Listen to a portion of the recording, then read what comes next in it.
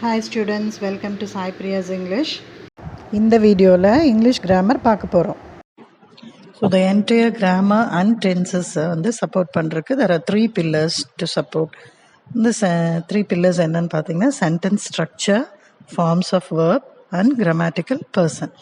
Sentence structure, normally the English sentence structure is subject, verb and object. Whereas forms of verbsல the மூணு form இருக்குது, present form, past form and past participle form, V1, V2 and V3. Here and the fourth one is ing form or continuous form. So இந்த என்ன verb இருக்கோ, இப்போ for example play, played, played, playing அப்படின்னு இருக்குது. இன்னும் ஒரு example சொல்லணும்னா eat, ate, eaten and eating. So here the verb ending with ed in the past form is, they are called regular verbs, and the verbs changing, the word change ஆகிறது வந்து irregular verbs சொல்லுவோம்.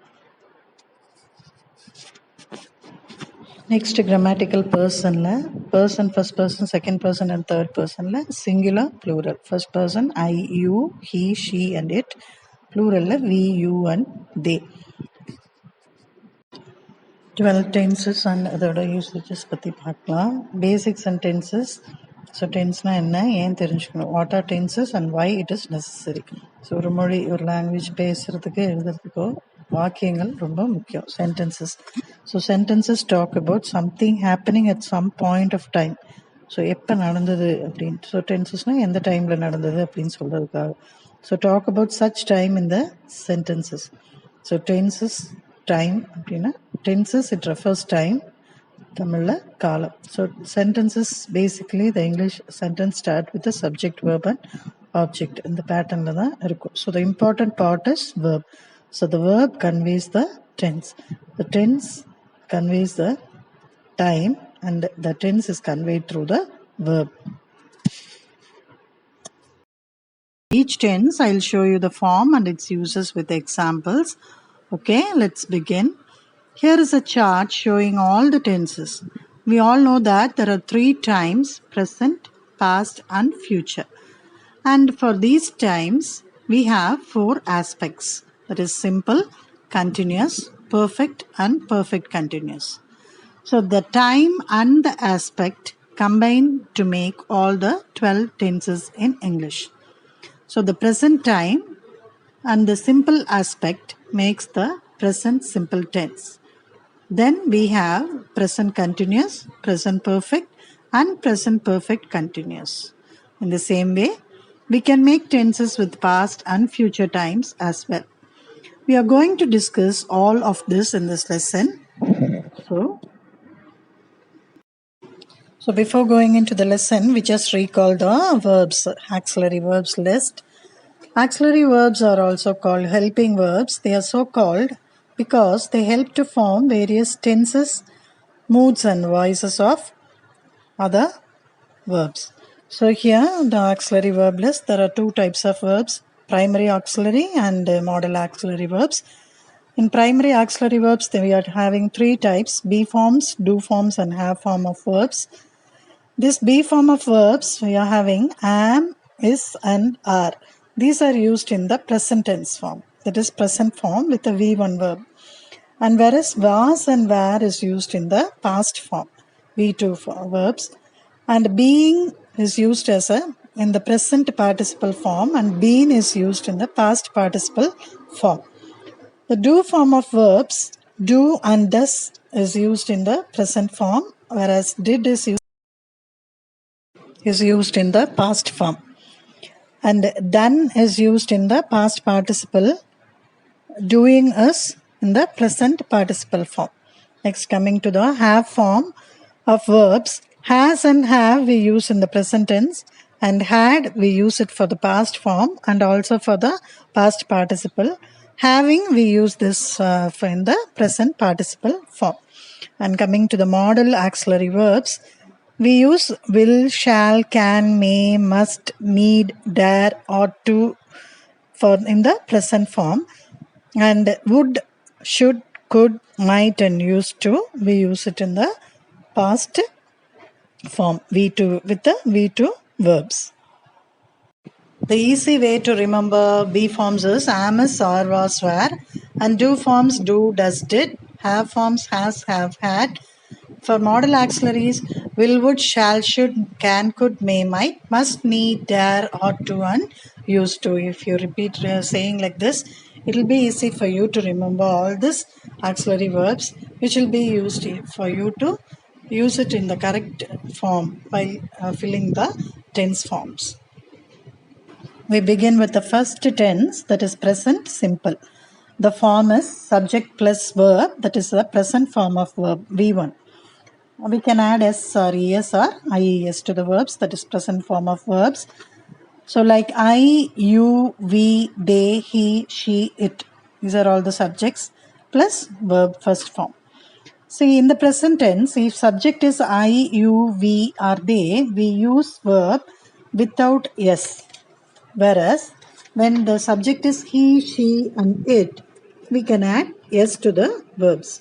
So the main usage of the first present tense is, the simple present tense is, it can be used to express the habits or routines or the present facts, general truths or future timetables and schedules. So first example I have given is, I brush my teeth every day. I read newspaper every morning. So here this is a daily routine. The first sentence here talks about the habit or routine, something I do regularly. Whereas the second sentence, Priya works as a teacher. So Priya is a female name. It's like saying she. So we have said Priya works as a teacher. Next, coming to the permanent truth, the sun rises in the east. You can add the earth revolves around the sun, the star shines in the sky, like that. And then the future actions according to the schedule. Examples are, the tournament begins next week. My train arrives tomorrow. So notice that in the permanent truth, the sentence reveals the fact that it can be about people or they can be about things in the world.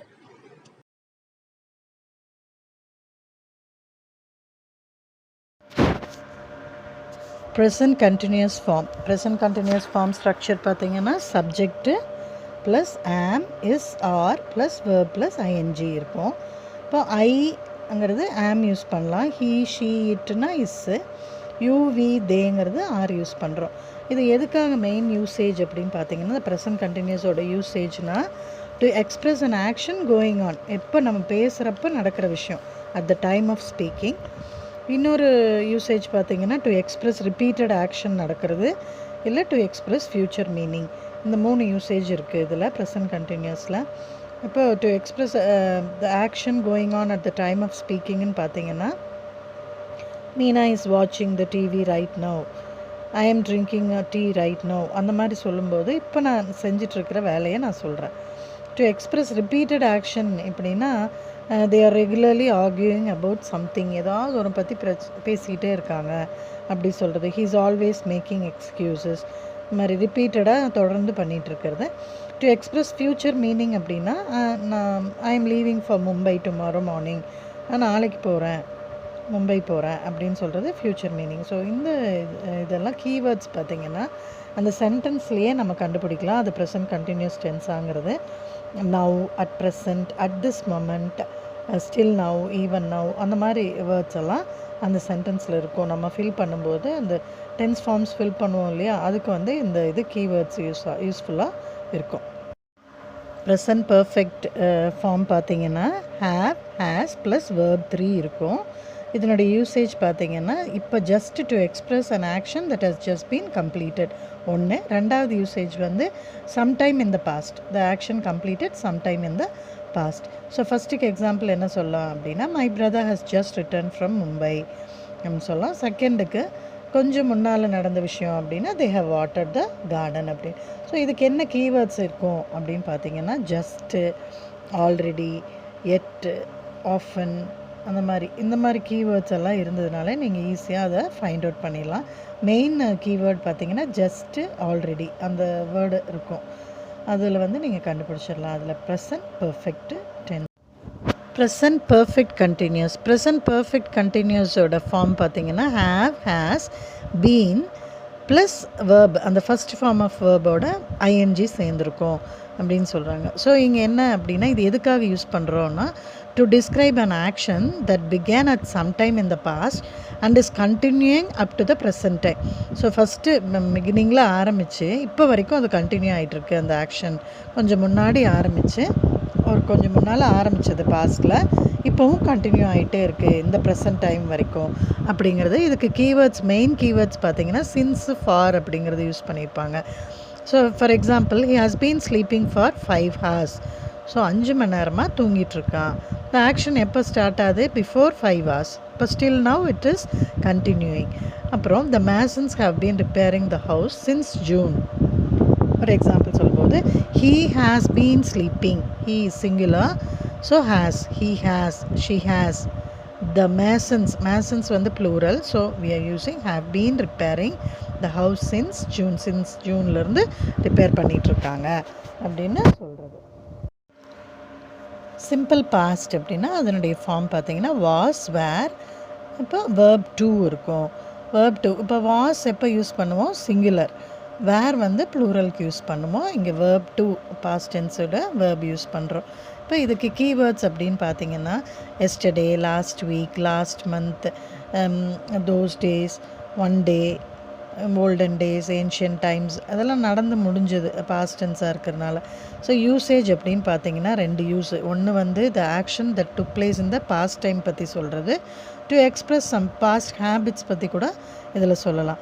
So I visited the zoo last Sunday அப்படின்னு சொன்னால் நான் போன வாரம் நான் ஜூக்கு போயிட்டு வந்தேன், visit பண்ணிட்டு வந்தேன் அப்படின்னு சொல்கிறது. பாஸ்ட் கண்டினியூஸ் ஸ்ட்ரக்சர் அப்படின்னா was, were plus verb 1 plus ING. இப்போ இதில் என்ன, வாஸ் வந்து நம்ம எதுக்கு யூஸ் பண்ணுவோம்? சிங்குலராக இருக்கும்போது. வேர் வந்து ப்ளூரலுக்கு யூஸ் பண்ணுறோம். இப்போ கீவேர்ட்ஸ்ன்னு பார்த்தீங்கன்னா last night, last week, last month, அந்த மாதிரி வருது. பாஸ்ட் கண்டினியூஸில் நம்ம அந்த கீவேர்ட்ஸ் யூஸ் பண்ணிக்கிறோம். இதனுடைய யூசேஜ் அப்படின்னு பார்த்தீங்கன்னா to indicate an action happened in the past ஒன்று. ரெண்டாவது action that was in progress, இப்போ நடந்துகிட்ருக்கு. அப்போ when another action took place, அதாவது ஒரு ஆக்ஷன் வந்து ப்ரோக்ரஸில் இருக்கும், another ஆக்ஷன் டுக் பிளேஸ். அடுத்து மூணாவது பேரலல் ஆக்ஷன்ஸ், 2 பேரலல் ஆக்ஷன்ஸ் நடக்கிறதுக்கும் இது யூஸ் பண்ணிக்கலாம். ஸோ ஃபஸ்ட்டு யூசேஜ் பார்த்தீங்கன்னா his parents were viewing TV all evening ஃபுல்லாக டிவி பார்த்துட்டு இருந்தாங்க அப்படின்னு சொல்கிறது. இன்னும் ரெண்டாவது யூசேஜ் என்னன்னு பார்த்தீங்கன்னா ஒரு ஆக்ஷன் வந்து தட் வாஸ் இன் ப்ராக்ரஸாக இருக்கும், another ஆக்ஷன் வந்து டேக் பிளேஸ் ஆகிட்ருக்கும். The light went out while we were taking a meal, நாங்கள் சாப்பிட்டுட்டு இருக்கும்போது லைட் போயிடுச்சு, கரண்ட்டு போயிடுச்சு அப்படின்னு சொல்கிறது. So 2 action while. Next to express parallel actions அப்படின்னு பார்த்தீங்கன்னா while I was reading a book she was வாட்சிங் த டெலிவிஷன். நான் புக் படிச்சுட்டு இருந்தேன், அவங்க டிவி பார்த்துட்டு இருந்தாங்க. ஸோ 2 ஆக்ஷன் சொல்லும்போது நீங்கள் இது வந்து பாஸ்ட் கண்டினியூஸ் யூஸ் பண்ணிக்கலாம், இந்த டென்ஸு யூஸ் பண்ணிக்கலாம். ஸோ யூசேஜ் வந்து 3 விஷயத்துக்கு யூஸ் பண்ணலாம். Indicate the action happened in the past, நடந்து முடிஞ்ச விஷயத்தை பற்றி சொல்கிறோம். ஒரு விஷயம் நடக்கும்போது இன்னொரு விஷயம் சொல்கிறது. ஸோ தட் வாஸ் ஒரு விஷயம் ப்ரோக்ரஸில் இருக்கும், இன்னொரு விஷயம் நடந்து முடிஞ்சிருக்கும். இன்னொன்று பேரலல் ஆக்ஷன்ஸை சொல்கிறது. பாஸ்ட் பர்ஃபெக்ட் டென்ஸ் பார்த்திங்கன்னா ஃபார்ம் வந்து ஹேட் ப்ளஸ் வேர்ப் 3. பாஸ்ட் பர்ஃபெக்டில் ஹேட் ப்ளஸ் வேர்ப் 3 இருக்கும். இது வந்து என்ன யூசேஜ் அப்படின்னா action completed before given past moment. இப்போ வந்து ஐ ஹேட் ஃபினிஷ்ட், இதுக்கு வந்து ஹேட்.